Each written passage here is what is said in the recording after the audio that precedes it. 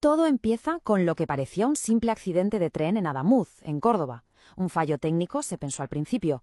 Pero lo que la investigación está sacando a la luz apunta a algo mucho más oscuro, una posible conexión con uno de los mayores escándalos de corrupción que ha sacudido España recientemente.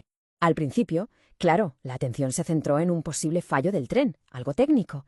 Sin embargo, a medida que los investigadores empezaron a rascar un poco, el foco se desvió del tren a las propias vías. Y ahí es donde encontraron algo, bueno, algo bastante más preocupante.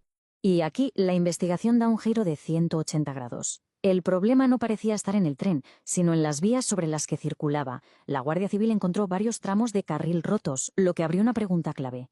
¿Cómo es posible que falle la propia infraestructura? Y aquí viene la primera gran sorpresa de esta historia, porque no estamos hablando de una vía vieja, desgastada por el tiempo. No, de hecho era todo lo contrario. Se suponía que era una infraestructura de vanguardia prácticamente nueva. Es que, a ver, la ironía es tremenda. Muy poco antes del accidente, el gobierno había celebrado a bombo y platillo el rejuvenecimiento de esta línea de alta velocidad, una obra que costó una millonada. Y resulta que el tren descarrila justo en un tramo que, sobre el papel, estaba recién estrenado. Y si esto ya sonaba raro, atención a este dato porque es el que hizo que saltaran todas las alarmas. 7. Ese es el número de fallos de vía que se registraron en ese mismo tramo de Adamuz después de la supuesta renovación. 7 fallos, en una vía que debería haber estado impecable. Claro, 7 fallos en una vía nueva no es casualidad. Eso huele a otra cosa. Así que, lógicamente, todas las miradas se giraron hacia las empresas que llevaron a cabo la obra. ¿Quiénes eran? Y sobre todo, ¿cómo consiguieron un contrato tan importante? El contrato se lo llevó una UTE, una Unión Temporal de Empresas, que básicamente es un consorcio de varios gigantes de la construcción. Y ahí vemos nombres muy conocidos, como Asby y Ferrovial, que de hecho participaron en las 2 fases del proyecto. Y estamos hablando de muchísimo dinero, ¿eh? Cerca de 100 millones de euros en total, sumando suministros. La fase más importante de la adjudicación, la primera, se cerró en 2021. Y aquí hay que quedarse con un nombre clave. Por aquel entonces, el ministro de Transportes era José Luis Ábalos. Y es justo aquí donde la investigación de un accidente local, en un pueblo de Córdoba, conecta de repente con uno de los mayores escándalos de corrupción política de España de los últimos años. Para ponernos en situación, el caso Koldo investiga en resumidas cuentas una presunta trama para amañar contratos públicos. La sospecha es que una red de empresas, con la ayuda de gente de dentro del Ministerio de Transportes, se llevaba a adjudicaciones millonarias. Y la conexión es directa, no hay que darle muchas vueltas.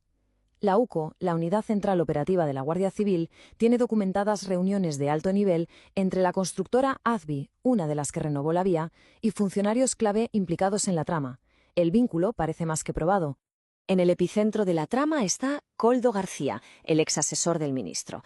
La investigación apunta a que presuntamente recibía pagos de hasta 6.000 euros al mes por parte de una constructora, una cifra que, ojo, él mismo parece confirmar en algunas de las conversaciones que le grabaron. Bien, llegados a este punto, la pregunta es obvia. ¿Cómo se conecta todo esto, la presunta corrupción, con un desastre de seguridad pública? Bueno, pues la respuesta podría estar, literalmente, en los materiales. La teoría principal de los investigadores es tan simple como aterradora.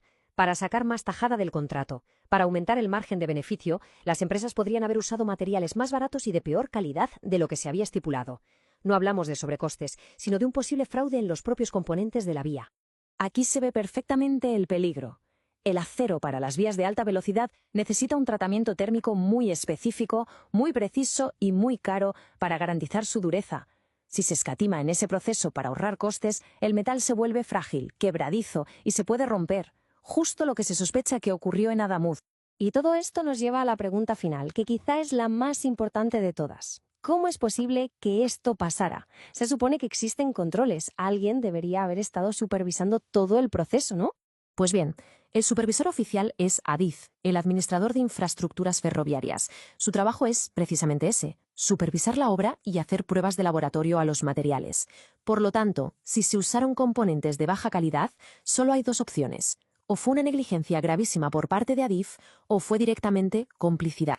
Y así es como lo que empezó como un aparente fallo técnico en una vía de tren se ha convertido en un caso que cuestiona los propios cimientos del sistema.